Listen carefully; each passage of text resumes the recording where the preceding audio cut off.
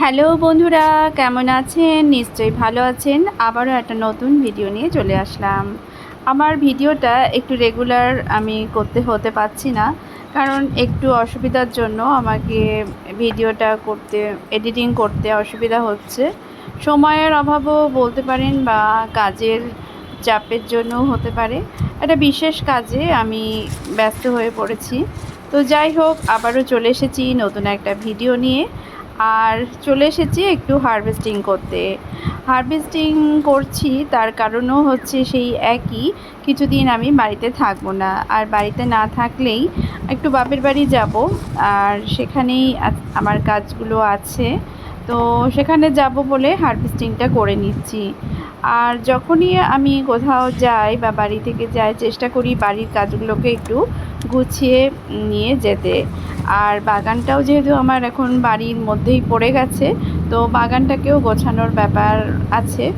গোছানো বলতে এই যে কিছু গাছপালা আছে, যেগুলো এই যে শাক পাতাগুলো আছে, এগুলো যদি এখন কেটে না নিই, সেগুলো অনেকটা বড় হয়ে যাবে, বুড়ো হয়ে যাবে, কিছু পাতা হয়তো খারাপ হয়ে যাবে। তো সেই কারণে এই শাক পাতা খেতে তো খুব ভালো লাগে। তো চেষ্টা করি কিছুদিন আগের থেকেই সেগুলোকে বাড়িতে রান্নাবান্না করে মোটামুটি ক্লিয়ার করে নেওয়ার। তো আমি যেহেতু যাব, তো আমি কিছুটা শাক পাতা তুলে নিচ্ছি, বাড়ির জন্যও নিচ্ছি, আবার কিছুটা বাড়িতে নিয়ে যাব, ওই বাড়িতে নিয়ে যাব সেই জন্যই। তো দেখুন, আমার বিভিন্ন রকম যে গাছপালাগুলো আছে, এখানে লাউ ডাগাটাও বেড়ে যাচ্ছে। তো সেগুলোকে একটু ঠিকঠাক করে নিতে হবে। বিভিন্ন রকম গাছপালা যেগুলো আছে, যেগুলো মরে গেছে, সেগুলোকেও যদি কাটছাঁট করে দেওয়া যায়, তাহলে সেটা সুন্দরভাবে বাড়তে পারবে। কারণ এই সব প্রত্যেক দিনকার যে কাজগুলো আমাকে করতে হতো, সেটা তো আর করতে পারবো না। তাই যতটা সম্ভব আমি সেগুলোকে ঠিকঠাক করে যাব।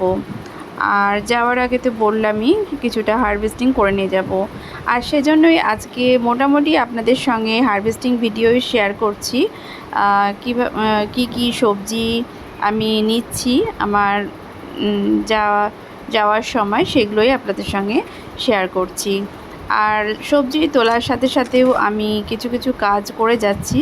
যেমন এই যে পাতাগুলো বুড়ো হয়ে গেছে, সেই পাতাগুলোকে আমি কেটে দিচ্ছি। এই পাতাগুলো অনেকটাই বড় ছিল নিচের দিকে, আগে খেলে হয়তো এটা শাক পাতাও খাওয়া যেত, কিন্তু সেটা সম্ভব হয়নি। তো যাই হোক, এখন এই পাতাগুলোকে ফেলে দিব, তবে এর যে ডালটা আছে, সেই ডালটা কিন্তু এখনও বেশ সজীব আছে। তো সেটাকে ভাবছি ঘন্টের মধ্যে দিয়ে দিব। তো দেখো, সুন্দর বেশ পাতাগুলো বড় বড় ছিল। আর নিচের দিকে যে বুড়ো পাতাগুলো আছে, সেগুলোকেও আমি কেটে দিলাম। এভাবে নিচের দিকে যে মাটির কাছে যেগুলো মাটিটাকে ঢেকেছিল, সেগুলোকে সুন্দরভাবে পরিষ্কার করে দিলাম। গোড়াটাও এভাবে কেটে দিলাম, যাতে করে গাছটা সুন্দরভাবে বাড়তে পারে। অনেক দিনই থাকবো না, বিশেষ করে 7 দিনের মতো। আর সেজন্য এই কাজগুলো আমাকে করে নিতে হচ্ছে। প্রত্যেকটা গাছকেই আমাকে একটু লক্ষ্য করে দেখে নিতে হচ্ছে যে কোনটা কি করতে হবে। যতটা পারা যায় একটু আগে থেকে করার চেষ্টা করছি, যাতে করে যাওয়ার আগে মোটামুটি গোছগাছ থাকে। তো এই যে এইভাবে আমি এটাকে পাতাগুলোকে ছেঁটে ফেলে দিয়ে ডালগুলোকে নিয়ে নিলাম। গাছের যত্নে আমাদেরকে প্রত্যেক দিনই কিছু না কিছু করতে তো হয়, আর এই কাজটা অনেক দিনই বাদ থাকবে, সেইটা ভেবেই আমি কাজগুলো তাও সেরে ফেলছি যতটা পারবো। এখানেও একটা মিষ্টি কুমড়ার গাছ আছে, যেটাও এখন আর ভালোভাবে বাড়ছে না। অনেক সময় আমরা দেখি যে কোনো কোনো গাছ একটা সময় বাড়তে বাড়তে কমে যাচ্ছে, কিন্তু সেই গাছটাকে যদি রেখে দিই, আর এই ছোট ছাদ বাগানে সেটা তো অনেকটা জঙ্গলের মতোই দেখতে লাগে। আর সেজন্যই আমি চেষ্টা করি সেগুলোকে সরিয়ে ফেলার। এই মিষ্টি কুমড়ার গাছটা প্রথমের দিকে তো পাতাগুলো ছাড়তে ছাড়তে এখন উপরের দিকেও সেরকম ভালো মতো বাড়ছে না। তো এটাকেও ভাবছি তুলে দিব। আর যত করলা হয়েছে, মোটামুটি বড় হয়েছে, সেগুলোকে তুলে নিব। তো এই গাছটা আমার অনেকগুলোই করলা দিল, এখনও কিছু করলা আছে। তো এই করলাগুলো দেখছি মাঝে মধ্যে পোকা লেগে যাচ্ছে। তো এটাতে নিম তেল যদি স্প্রে করা হয় তাহলে সেই পোকাটা লাগবে না। তবে এখনও আমি স্প্রে করিনি, দেখা যাক, ফিরে এসে একদিন সময় করে এই কাজগুলো আমাকে করতে হবে।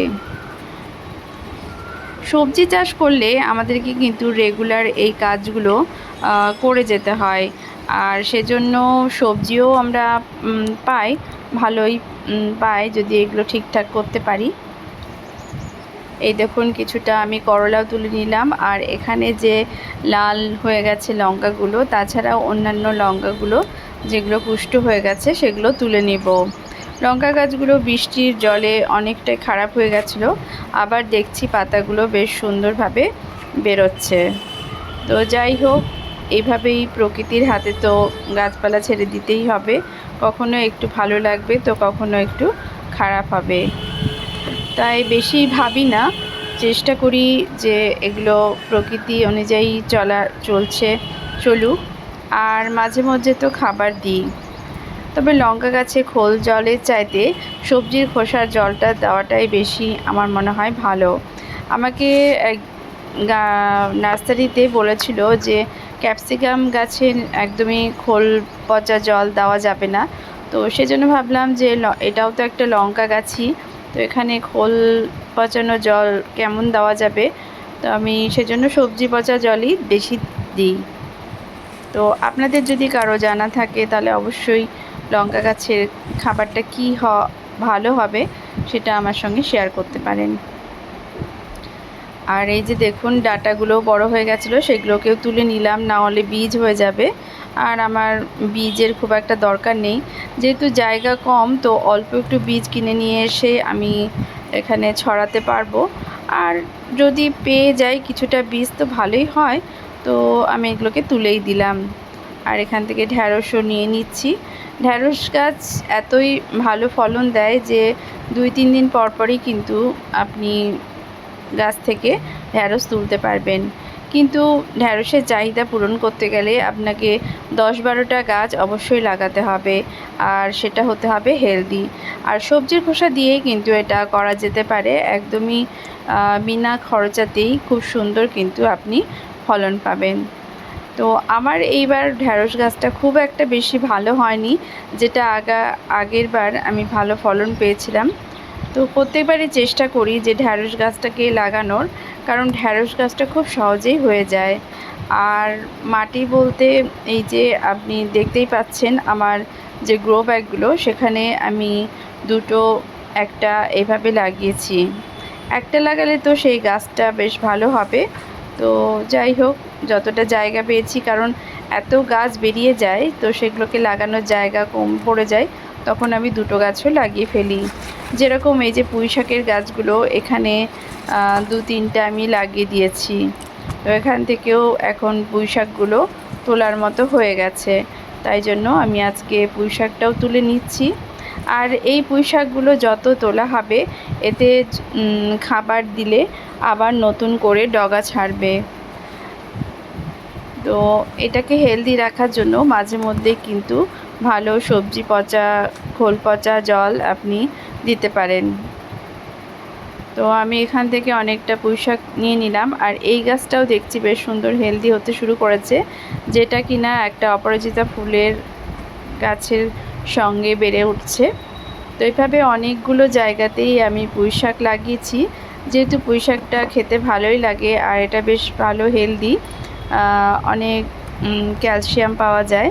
তাই এই গাছটা অনেক জায়গাতেই লাগানো হয়েছে, আর বীজ থেকে যেহেতু হয়েছে সেজন্য কোনো সমস্যা হয়নি।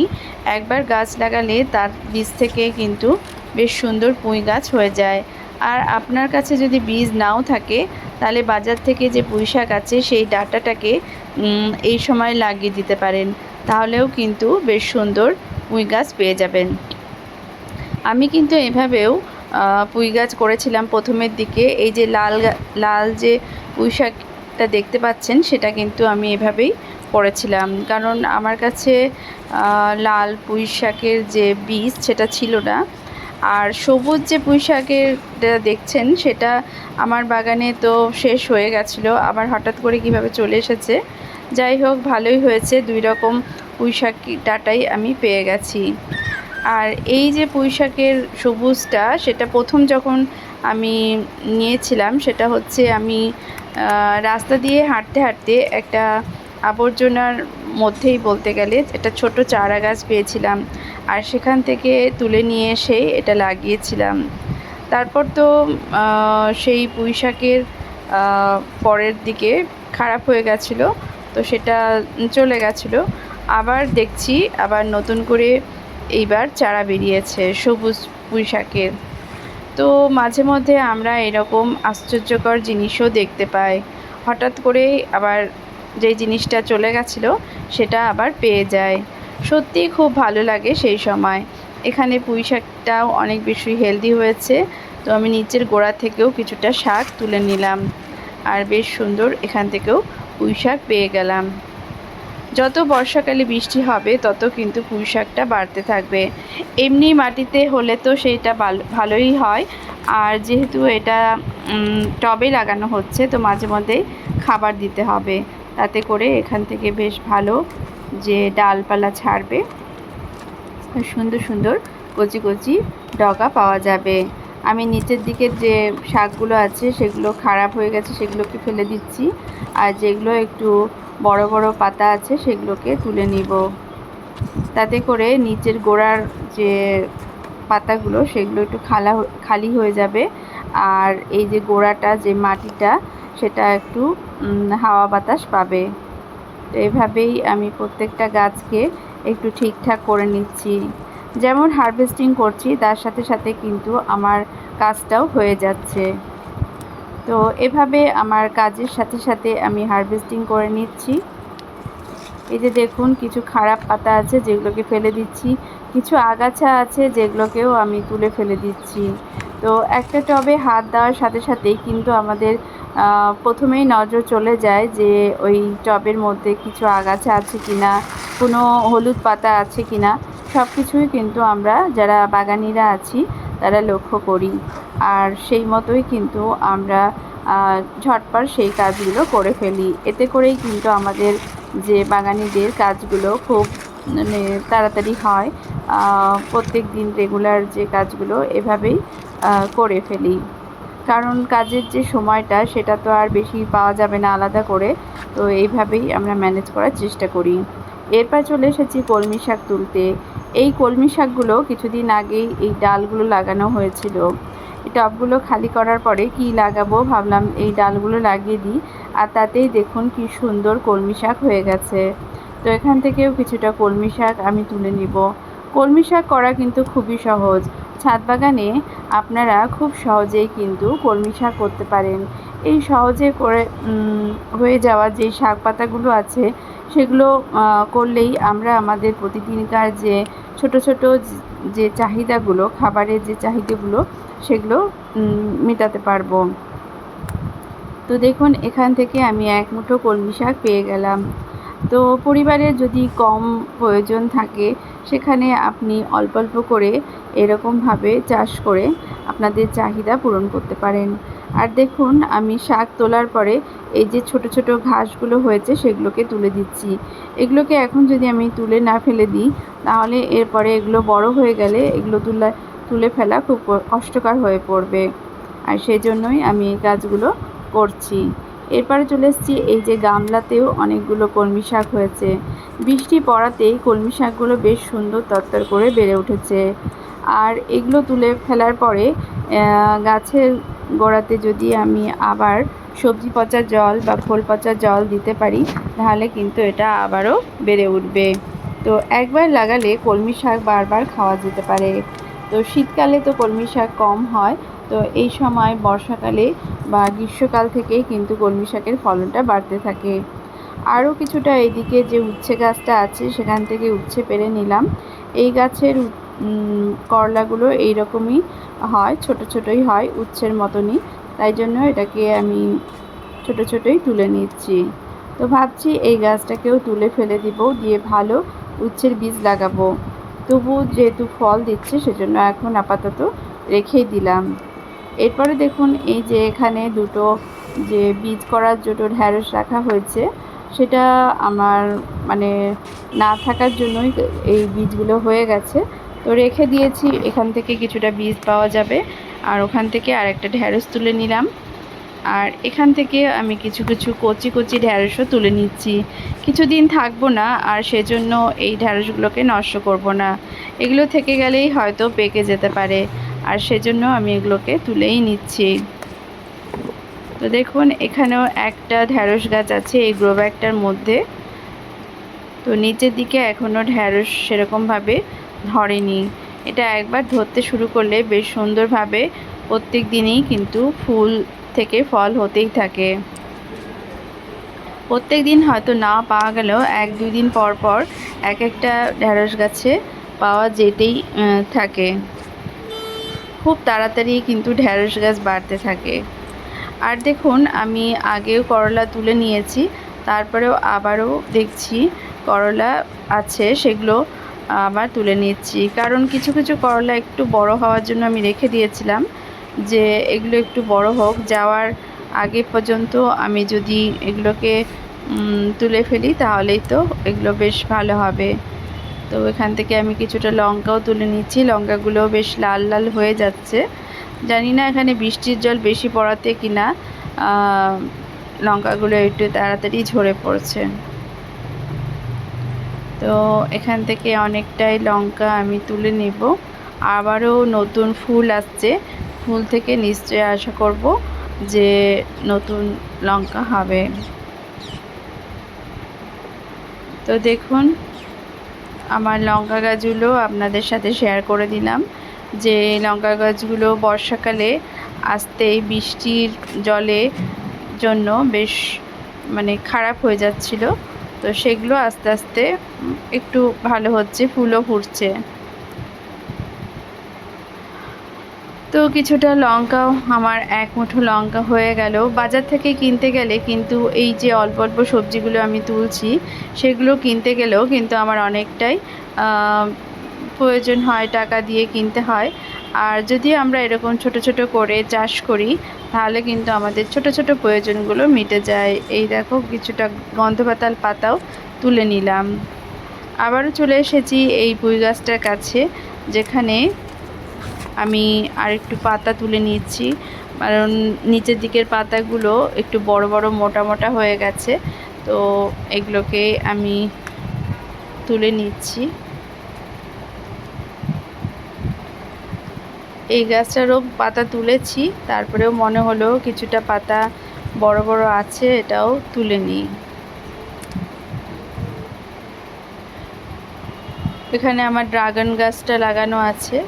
এরপর চলে এসেছি পুদিনা পাতার কাছে। দেখুন কি সুন্দর পুদিনা পাতাগুলো সবুজ হয়ে বেড়ে উঠেছে। আর এখান থেকে 1 মুঠো পুদিনা পাতাও তুলে নিলাম। শরবতে বেশ ভালো ফ্লেভার দেয়। আর তারপরে আবারও একটা করলা এখান থেকে পেয়ে গেলাম, যেটা ভাবিনি এইভাবে লুকিয়েছিল, আর এটা পেয়ে গেলাম। আসলে এই ছোট ছোট আনন্দগুলোকেই আমরা কালেক্ট করে নিতে চাই, সেই জন্যই হয়তো বারবার করে ছাদ বাগান করতে আসি। এই যে এত খাটনি, তবুও এই নেশা আমাদের কাটতে চায় না। তো কেমন লাগলো আমার এই যে ভিডিওটা, অবশ্যই কমেন্ট করে জানাবেন। এভাবে আমি প্রত্যেকটা গাছ থেকে কিছু না কিছু কালেক্ট করে নিয়ে আমি অনেকগুলো সবজি কালেক্ট করে নিয়েছি। আর এখানে একটা ঝিঙা আছে, যেটা আমি এখনও রেখে দিব, পরে এসে এগুলোকে ঠিক মতো কালেক্ট করে নেব। আর আমার সবজি তোলা বলতে এই যে মিষ্টি আলু শাকও আমি তুলে নিয়েছি, লাউ শাক তুলে নিয়েছি। লাউ শাকের যে ডগা, খেতে তো খুবই ভালো লাগে, তো এই ডগাও আমি তুলে নিয়েছি। আরও এই যে গাছটা আছে, দুটো যে লাউয়ের গাছ আছে, সেখান থেকে আমি কিছুটা ডগা নিয়ে নিব। আসলে বাড়ির যে সবজি, সেগুলো তো অর্গানিক হয়, আর সেগুলো খেতে খুবই সুস্বাদু হয়। আর এই যে ডগা দিয়ে বেশ সুন্দর ডাল খাওয়া যেতে পারে, বা ঘন্টও খাওয়া যেতে পারে। তো এই যে দেখুন, এখান থেকে কিছু ডাল লটকে আছে, সেগুলো আমি তুলে নিব। বাজার থেকে কিনে তো আমরা খাই, কিন্তু সবজির কিছু কিছু যদি আমরা বাড়িতেও চাষ করতে পারি তাহলে অবশ্যই আমরা বাড়ি থেকেও এরকমভাবে চাষ করতে পারবো। এখানেও কিছুটা লাল শাক আছে, তো লাল শাক আমি তুলে নিব। আগের দিনও কিছুটা লাল শাক নিয়েছি আর আজকেও কিছুটা তুলে নিব, তাহলে একটা বেশ সুন্দর রেসিপি হয়ে যাবে লাল শাকের। কারণ খুব বেশি তো প্রয়োজন হয় না, দুই তিনজনের জন্য। যতটা পেরেছি বাগান থেকে সবজিগুলোকে তুলে নেওয়ার চেষ্টা করেছি, কারণ কিছু দিনের জন্য থাকবো না, আর সেজন্য এই সবজিগুলোকে কালেক্ট করে নিলাম। আর এগুলোকে নিয়েই আমি আমার যে যাত্রা করব বাপের বাড়িতে সেখানেও নিয়ে যাব, আর কিছুটা বাড়ির জন্যও করব। তো এইভাবে করে নিলাম, কারণ হচ্ছে কি তাতে করে বাগানটা একটু হালকা থাকবে, আর কিছুদিন যেহেতু থাকবো না এগুলো খারাপও হবে না। তো কেমন লাগলো আমার এই ভিডিওটা অবশ্যই কমেন্ট করে জানাবেন। ভালো লাগলে তো অবশ্যই লাইক করে দিবেন। এখানে আমার কচু শাকটাও তুলে নিচ্ছি, ভাবলাম যে এটাকেও রাখবো না, এখনই বর্ষাকালে এটা খেয়ে নিব, যতটা হোক খেয়ে নেওয়াই ভালো। আগের দিনও খেয়েছিলাম, এটা মুখ চুলকায়নি, তো আজকেও সেজন্য মোটামুটি এখানে ওখান থেকে কালেক্ট করে নিলাম। তো জিনিসগুলো তুচ্ছ, কিন্তু তবুও নিজের কাছে অনেকটাই দামি। আর এখান থেকে কিছুটা বাম্বি শাকও আমি তুলে নিব।